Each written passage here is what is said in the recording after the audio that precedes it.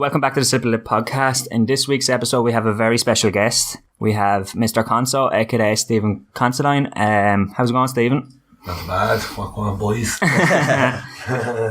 Stephen, for the little amount of people that don't know who you are, tell people about yourself and give a bit of an introduction there. I'm a simple young man called Stiofán Consaidín, and I'm an artist. I like to call myself, but I also run a clothing line called BPB Wear, which is a clothing line that focuses on trying to be a bit fashionable and also creating mental health awareness. I also work as a graphic designer.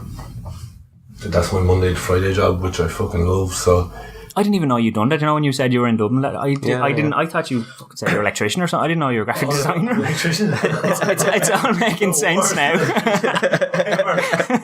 You're talking about circuit boards. I was like, what? Oh no! I'd like to be an electrician. I'd last about like 6 hours. I'd be burnt alive. I've electrocuted myself by a toaster before, like, so that's it's not a good start. Crayons. So what, like, which you said the Bipolar Bear and is your fashion clothing label? Is there any type of style that you try to enforce into the? Well, not enforce, but try to implement into the.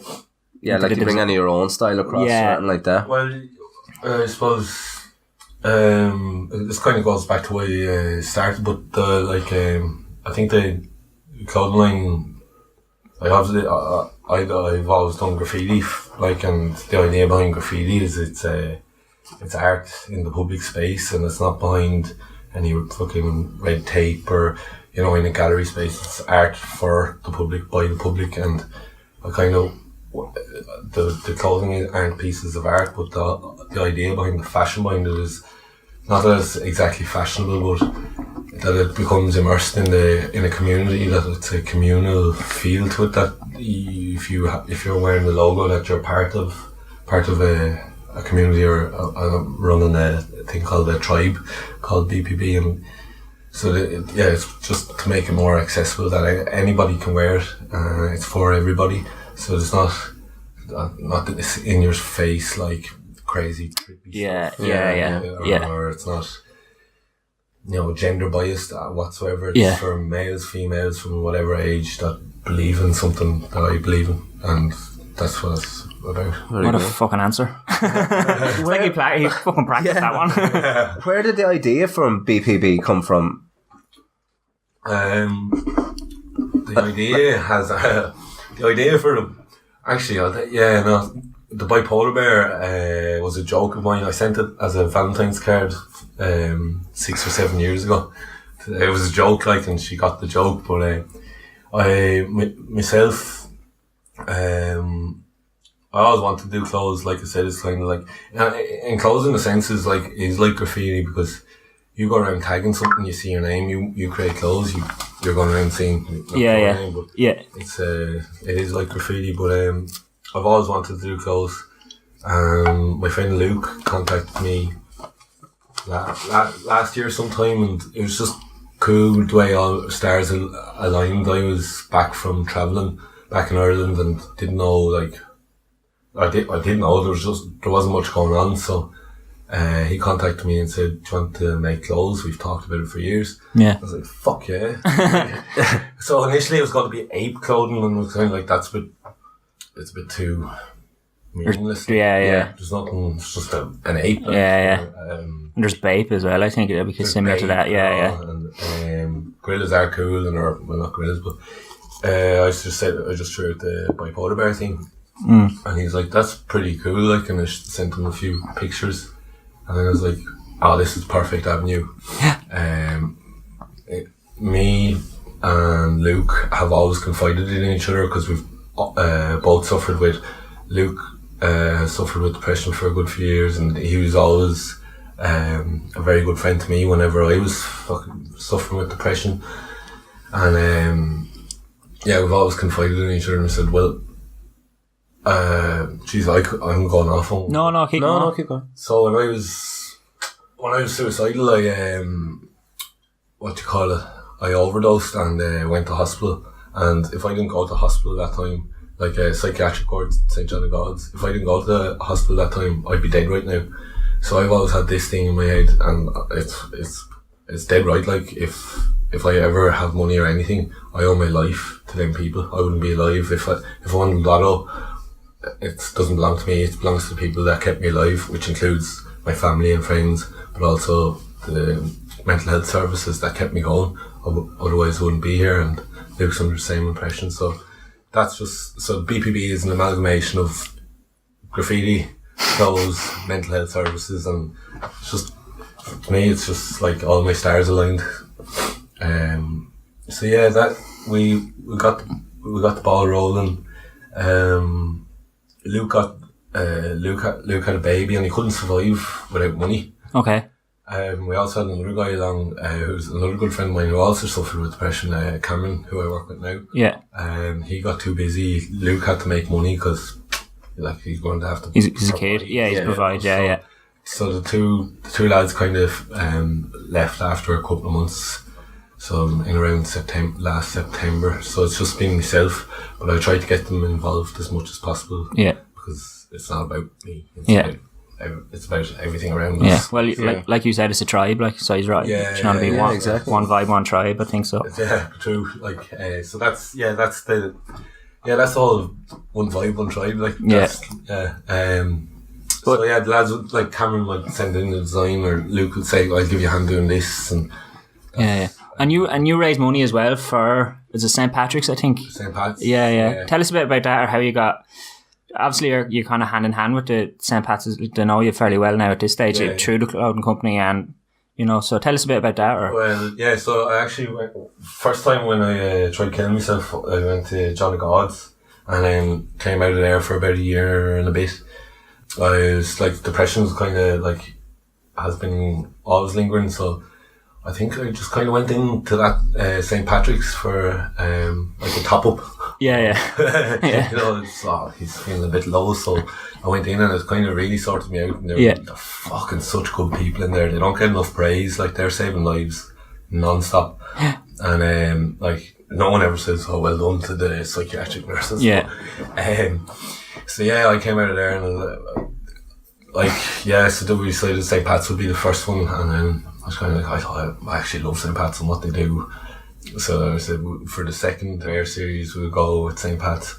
But I want to change it now to John of God's because I know them. Yeah. But for the last 5 or 6 months, I'm not even making money. I'm losing money with BPB, so I haven't been able to donate to charity. So I don't know if people are fucking looking at me and saying, "Hey, where's the money going?" So there's no. There is, it's everything's straight up. Yeah. So like, you can't donate to charity when you don't have money. That's exactly. Yeah. So right now, I'm trying to kind of focusing on doing things like this, things that are free. You can promote your story and tell what you're all about, and write blogs and try to help people that way. Like, and there's a lot goes on behind the scenes as well that makes the job worthwhile. So that's where it's at the moment.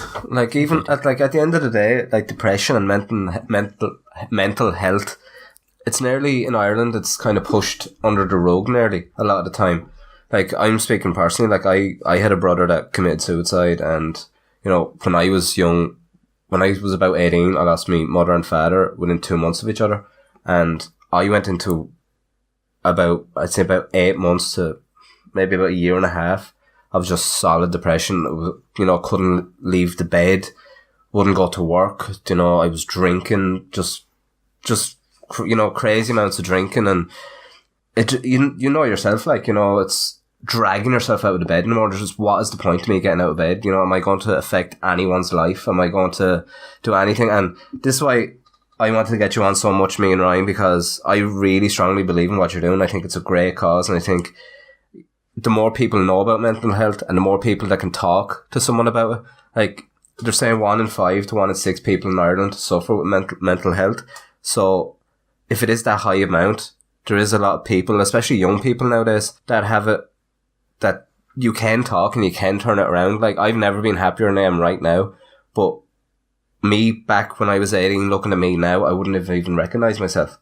So it does help. You can talk to people, and it does get better. But with the likes of BPB out there, you're seeing it around the town. You're seeing that it's more local, and what it stands for, that it is helping people. You know, even if you see someone with a BPB t-shirt, it's like, it is okay to talk. You know, you don't have to hide everything away.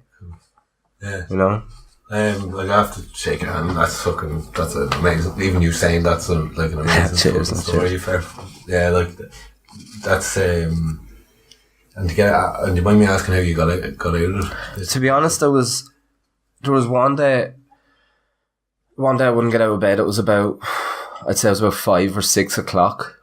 And I got out anyway. I think I got out for something as stupid as to go to the toilet or get something to eat or something like that. It was something meaningless anyway. And my sister knocked the door at my house and I let her in and I broke down. And it was just, that was the first time I ever actually talked to someone about it. And then after, I think personally, like, the first time's the hardest, when you actually admit to yourself there's actually something wrong here, that I'm not in the right frame of mind. And she wanted me to, you know, like, go and talk to the doctor or talk to someone about it. But really it was me saying it to her, and then we kind of became closer and we would talk a lot more about it. And it was just that I had someone to talk to, that I kind of slowly snapped out of it. Now, it wasn't like I said it to her that day and bang, I was great. You know, it was a long, drawn out, horrible process, but it did, after a while, it just kind of came around that it's okay. Once you get it out and know that you don't have to hold this all in, that you can talk to someone, talk to anyone about it. Friends, family, whatever, it will get better. You will feel so much better after. I think that was the most detrimental thing to anybody that has, is that you don't really realise that other people, like, you feel like you're unique, and not you feel so not unique, but you feel like this sickness is unique to you and no one else could feel as shit as I fucking feel. And why could I even try to explain that to somebody? How would they even know what this is? There's something really, really wrong with me. And it's the darkest fucking hole. And then when you do open up, like, it's like an addict, or it's like anyone. It's like, once you actualize something and throw it out into the universe, it starts becoming, you can start working on it then, and then you're not going to be able to work on something that's not in front of you. Yeah. And talking, you could be talking to it like you could be talking to a dog, but the fact that you're actually verbalizing thoughts and feelings and emotions, that means that you can actually work on them then. Like, they're not, or else they're stuck there.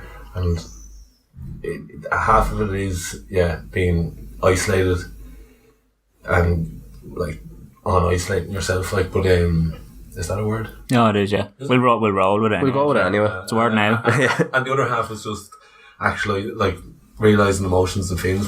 People are so fucking shit at it. Like, that's when you said people shoving the stuff under the rug, like with mental illness. People do that to themselves the whole time with their own. They don't even realise. People don't even realise when they're nervous. Like, you know, there's a thing in your stomach. Telling you, there's butterflies. Body parts. Like, telling you you get hotter when you're angry, and your body's actually even trying to tell you that these psychological things are happening. People don't deal with it. Like, but I was actually doing a talk with the Arctic Sea Scouts, and Jesus, there's some future ahead of us with these young people that are clued in. Like, man, it's mental.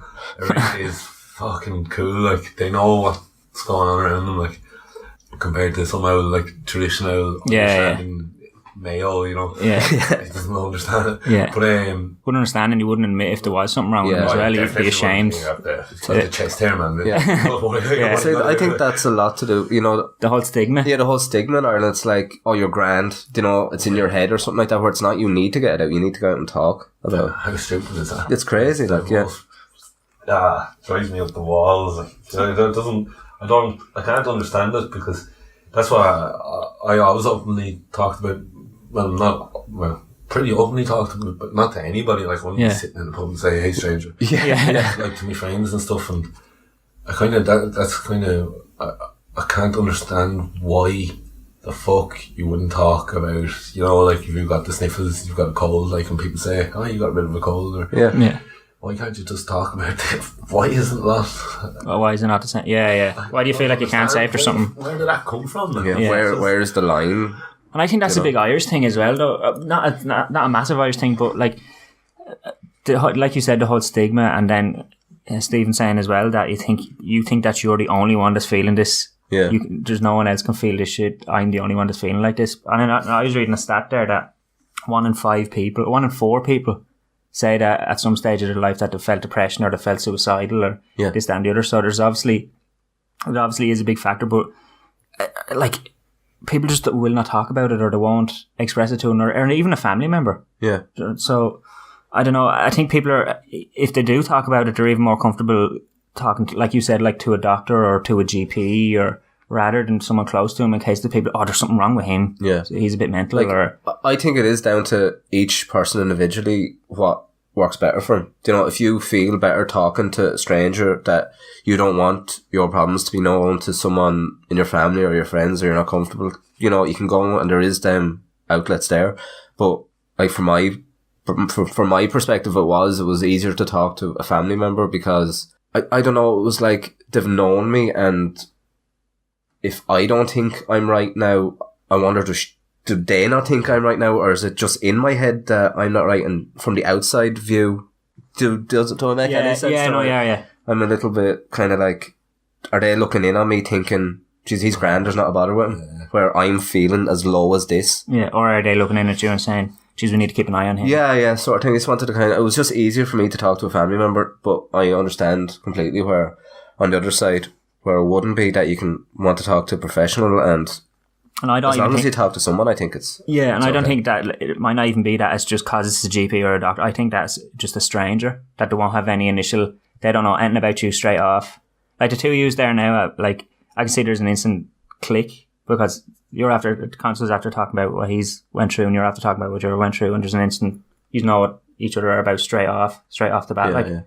I think education in relation to mental health, going back into schools and stuff, I never knew, when I was in school, I didn't know anything about mental health. I was never taught about looking after yourself or looking after your mental well-being.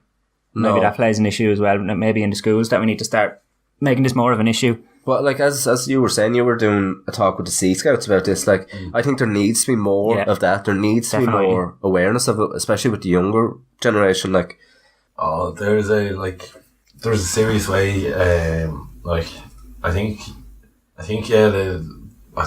know the rubber bandits talk. I don't really listen to anybody, but I know like they do talk about mental health and all, and definitely.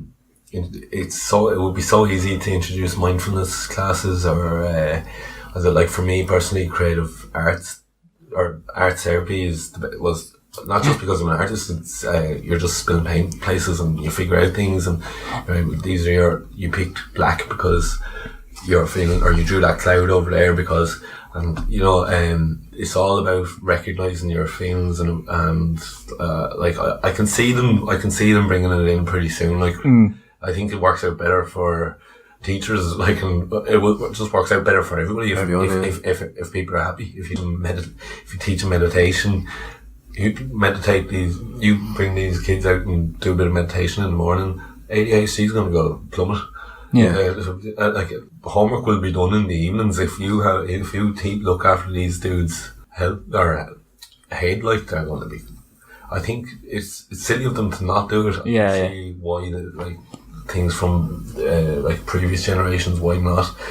Catholics and wouldn't believe in Buddhist ways, but Jesus, I can see in the next few years, and just from talking to young people, and even without it being an education, they themselves are so exposed to just through social media, through anything, they're exposed to all this, and they are, when you're young, you're like a sponge, and they seem to be. Maybe I've just been surrounded by the right young people, but they seem to be picking it up pretty well. Definitely. You mentioned ADHD. You actually have ADHD, and you said that your ADHD has given you superpowers. Especially in your creative life. I love having it used to cause a lot of trouble, it's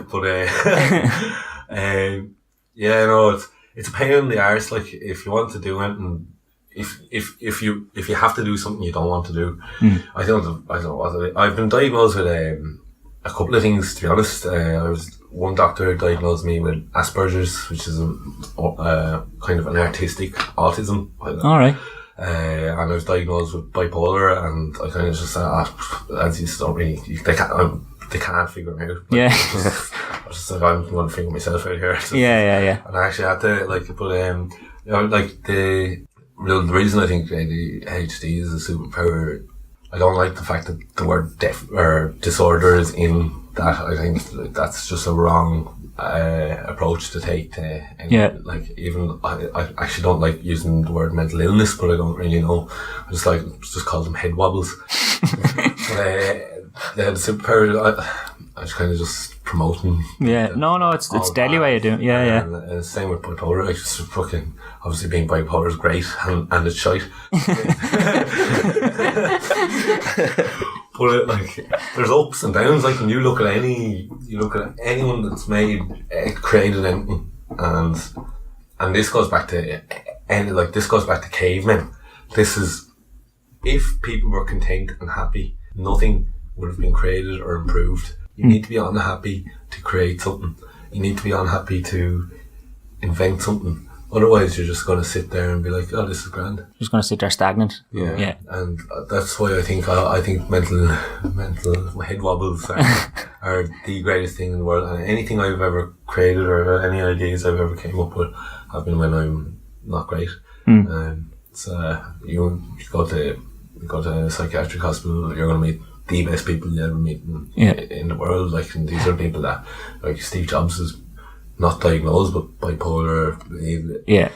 Albert Einstein, ADHD. These all like geniuses.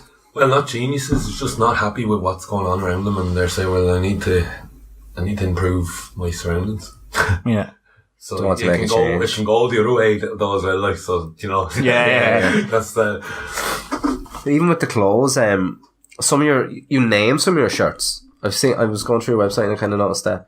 Yeah. You kind of have little names on some of your shirts. Where did that come from? I don't know. It's just a kind of spur of the moment thing, was it? Like the ADHD one's just what is meant to. It's meant to visualise what the brain of, like, you know, sitting there, like, there's a dragon fighting a pigeon with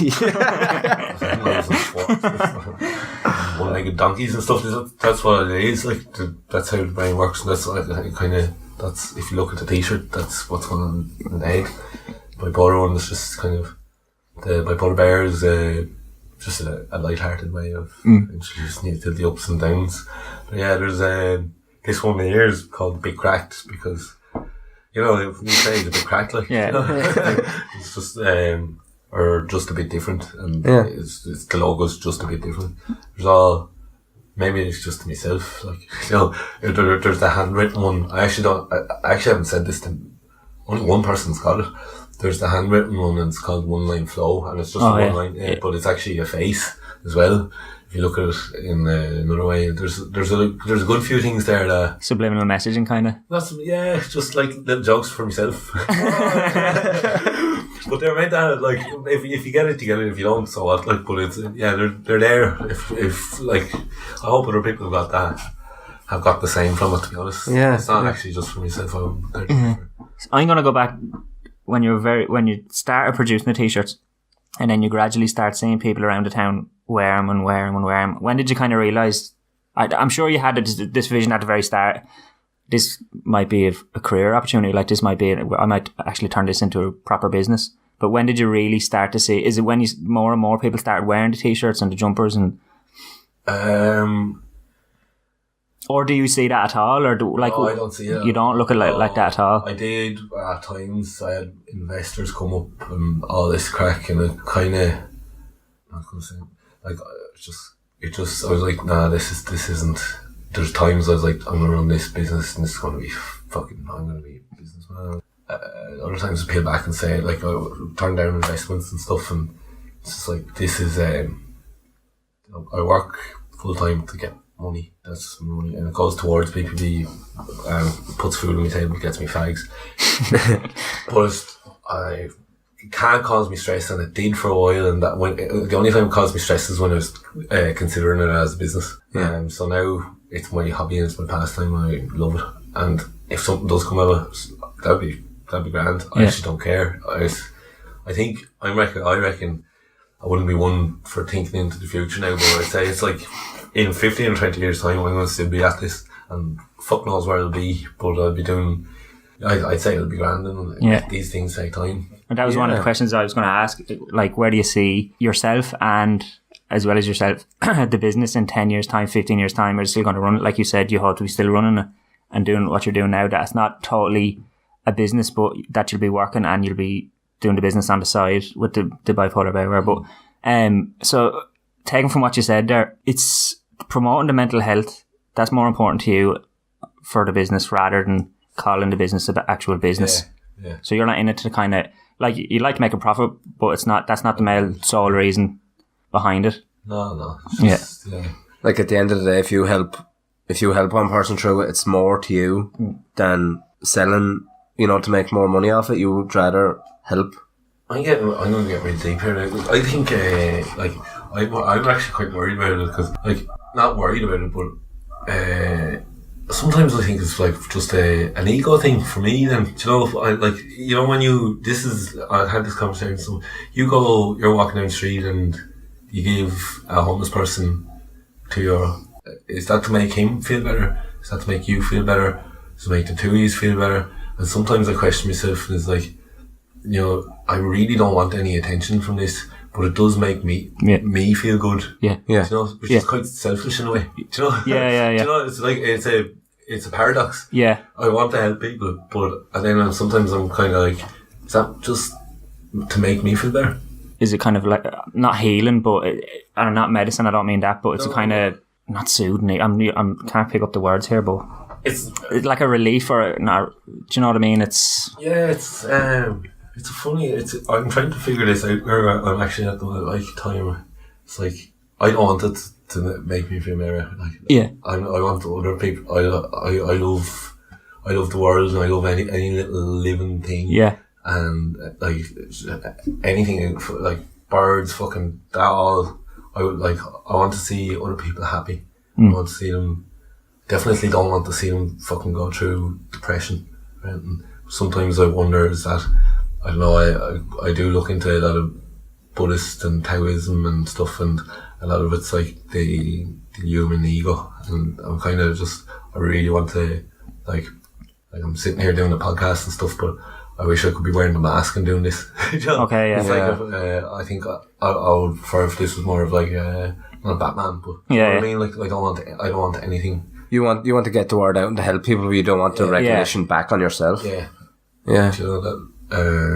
So kind of, I'm trying to fucking do that. Like, and sometimes I see a picture of myself go up like that post. Yeah. I don't. I'm sorry. No offense. Like, yeah. I don't like that. Like, and, okay. No, don't. I'm not. So yeah, that's. I wanted to drive on and just help people from. And it's a double-edged sword then, because you kind of had to stand up and show your face from talking. So Yeah. There you go. That's it. I want attention, but you kind of have to stand up and say, well, like I'm good to talk. Barry here is good to talk. And, so yeah, that's a real, like, it's quite irrelevant, but it's just a conundrum in my head at the moment. I'm trying to figure it out. Yeah. No, I completely know what you're saying. I completely know what you're saying. Like, it's hard to actually put it into words. Yeah, but I know what I'm you're struggling saying. here.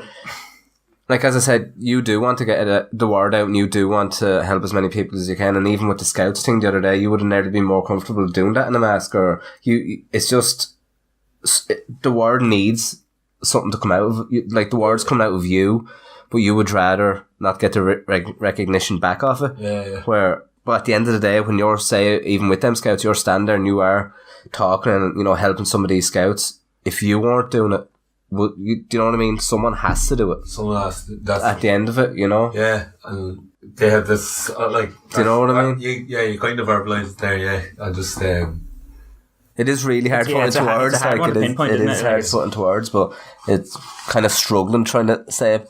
It's... Someone has to get up and say it, and it is a double-edged sword. You don't want to get up, but then you want to get the portray the message, get the message across. So someone has to do it. But you don't want to be looked at as this guy. This is the guy for promoting mental health and stuff.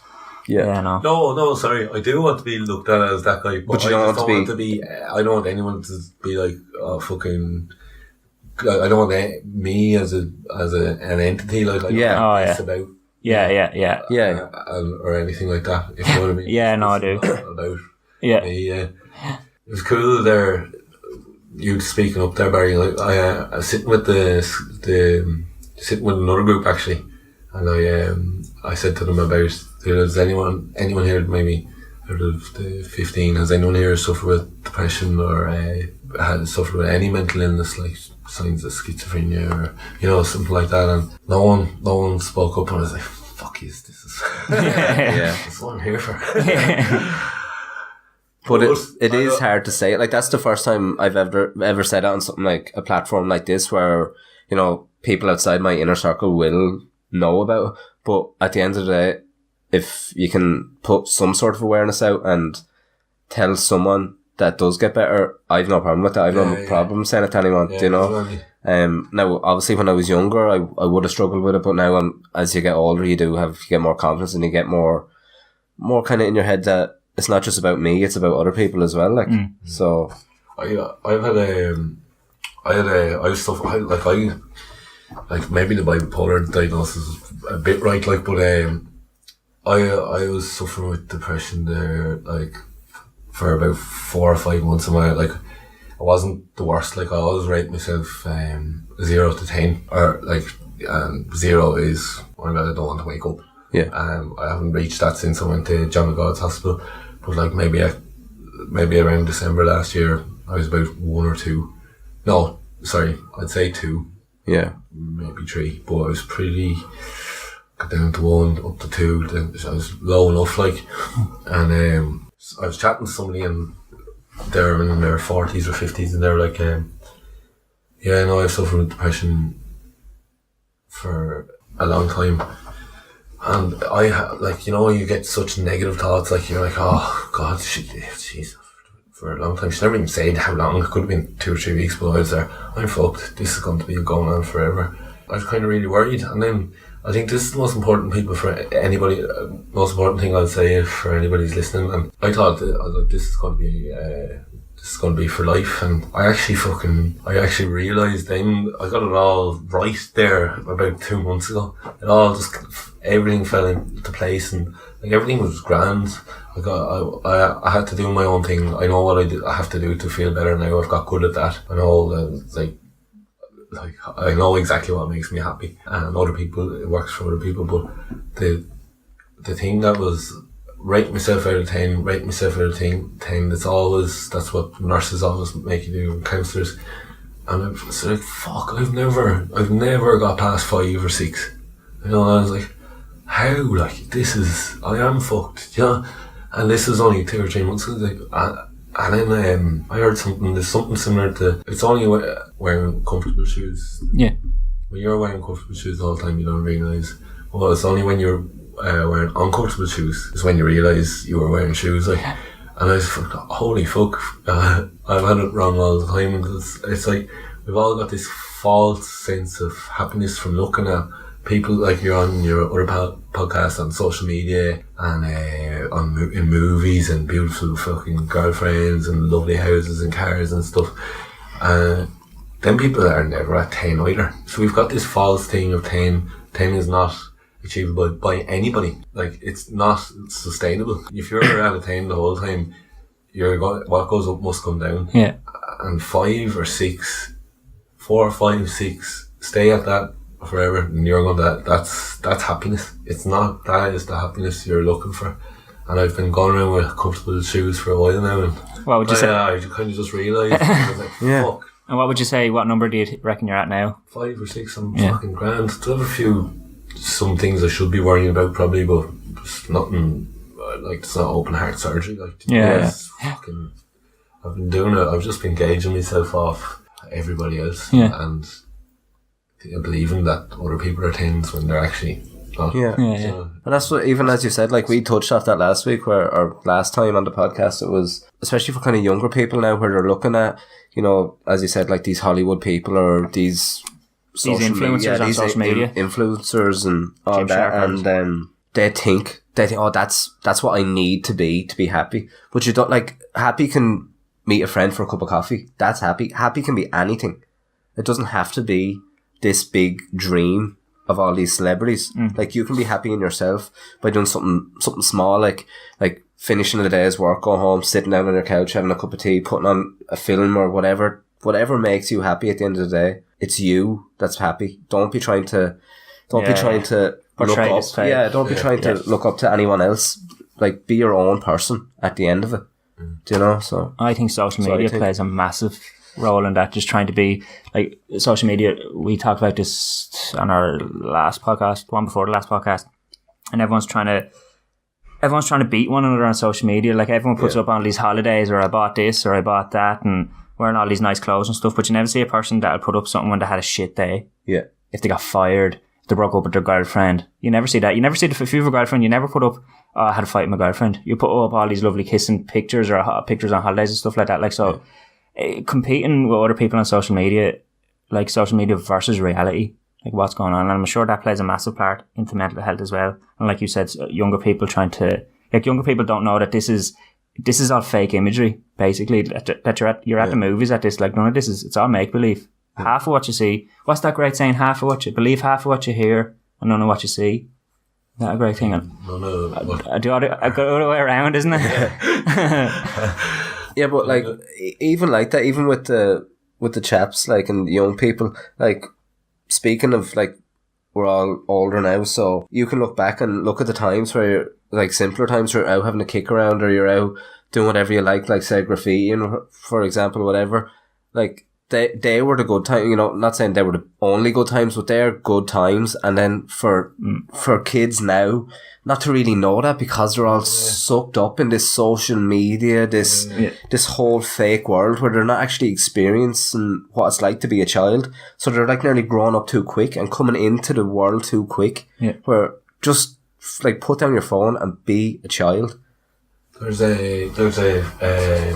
I wish I knew I kept the statistics. I'm halfway through writing a blog on a study on, you enjoy this now, that people suffering with mental illness post on social media more often.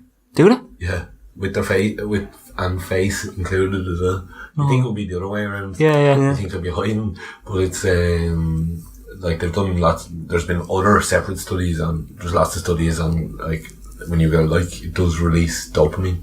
Oh yeah, it does. And so, like, people that are suffering with, they're struggling for dopamine, like, you know, and there's more people that are depressed, or I think it's like they post like 3 or 4 times more than people that aren't suffering. To get that kind of rush, every like, every comment, share, be approved, you know. So, like, do you think it's nearly getting some sort of contact with other people as well, like, you know, nearly a little cry, like, You know, it might be like your dog wouldn't talk to me, but if I put a photo up on Instagram, maybe he'll like it. You know? Exactly. Maybe some other dog will like it. I think it is an acceptance thing, and if you're relying on social media for dopamine, it's gonna be a dark. It's dark. Alright, about it the wrong way. So you have a new range came out there recently. Do you want to talk through some of the pieces on that?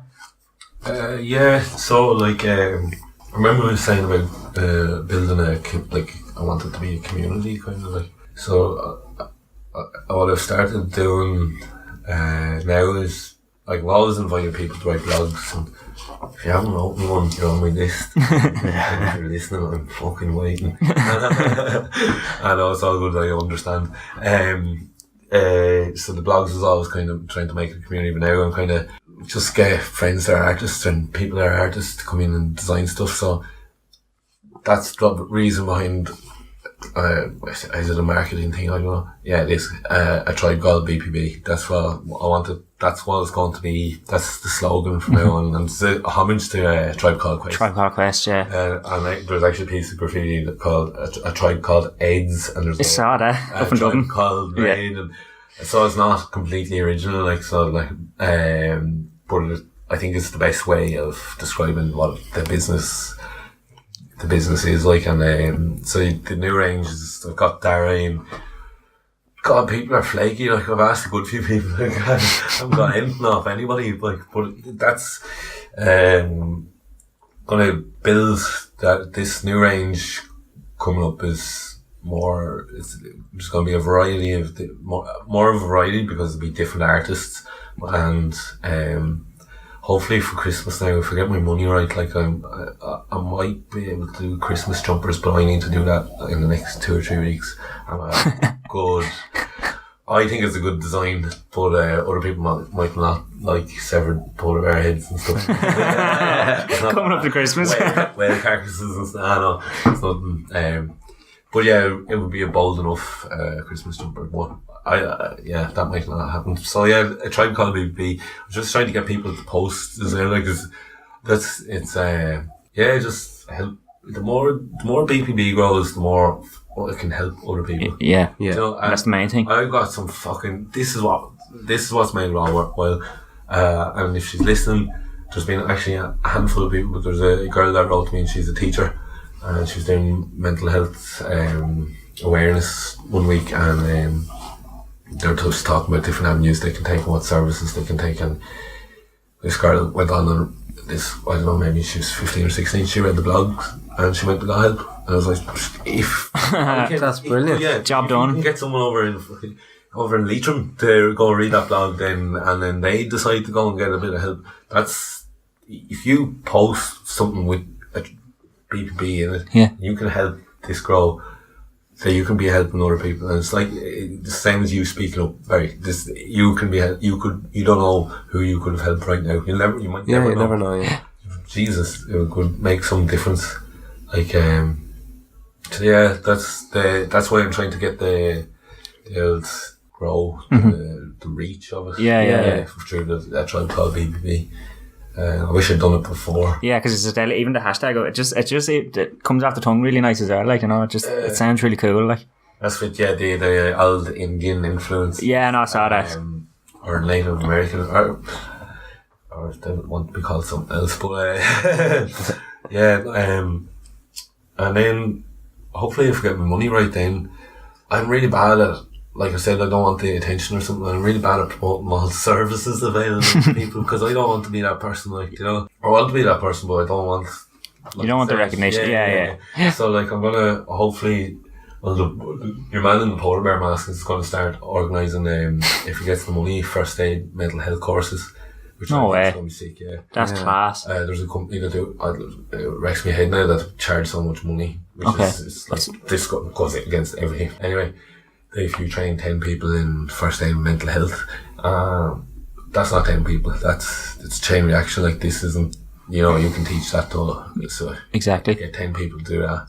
That's my goal for the next while. Anyway, just get that going. And that's a deadly idea. Yeah, that's a really good idea. Really good idea. Jesus Christ, yeah. But like, if there is this wrapping up now? Can I just say? Go ahead, walk away. Like, if anyone is listening and they are struggling, like, you'd be very much surprised how many like people you have around you. Like, Barry here thought he was completely isolated, and he had he was able to open up. I don't know if he consciously meant to open up, but he opened up to his sister, like, and you'd be so surprised. But if you don't feel like talking, there's like. If you're in the southeast region, there's a brilliant service, like, it's unbelievable. We have down in Gorey there, Talk to Tom it's called, and it's run by this legend called Ray. His name's not Tom, which is weird. But he, it's all, Dave's saying it like it's a 24-hour chat. Is it 24 hours? I think it is. You can free phone whenever, and they have a little shop down in Gorey, and I think they have one in Wexford, and they do like courses for people and stuff. So that's in the southeast, and if you're listening from somewhere else, I found the best avenue for any help was talking, obviously, to my friends. They're so fucking supportive, even though at the time I didn't think they would be. But going to, I found my doctor in particular, Dr. Bentley. Shout out to Dr. Bentley. He put me on the right avenue, and he's really, really understanding. There's also Samaritans, and you can Google it. But if you're in the southeast, we've got to Talk to Tom. They're brilliant people. They've helped. And we'll even put up a number of Talk to Tom. That'd be no problem. Not at all. I think that nearly closes us off for this evening. And I just want to thank you. I think it was really good interview, talk, chat, whatever you want to call it. Sorry for talking so much. No, this is exactly what we needed, you know. So. And if anyone's out there and want to get onto BPB Wear .ie to have a look over the clothes and have a look over the blogs and stuff like that. Write a blog or go on, write a blog. Yeah, write a blog or read a blog if it's going to make you feel better.